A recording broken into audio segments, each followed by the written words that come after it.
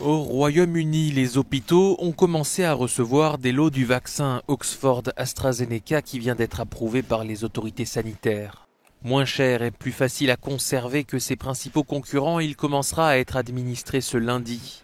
Dans le pays, le niveau des contaminations au coronavirus reste élevé, si bien que les syndicats d'enseignants réclament un report de la rentrée scolaire d'au moins 15 jours pour éviter une vague d'infection chez les professeurs. En Italie, samedi, les résidents de cette maison de retraite de la capitale ont été vaccinés contre le Covid-19. Des doses administrées après une première vague de vaccination du personnel de santé.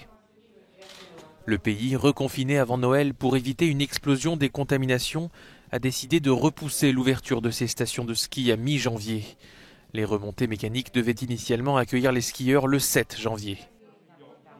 Les autorités françaises, sous pression face à la lenteur de la vaccination, ont annoncé que les soignants de plus de 50 ans seront prioritaires pour recevoir le sérum dès lundi.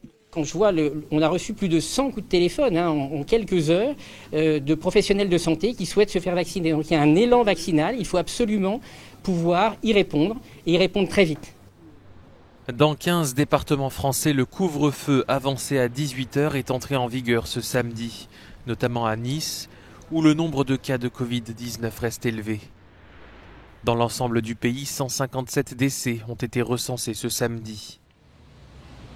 En Grèce, le gouvernement a annoncé une nouvelle prolongation jusqu'au 10 janvier du confinement imposé au pays depuis 2 mois, mettant fin à l'assouplissement des mesures autorisées pour la période des fêtes.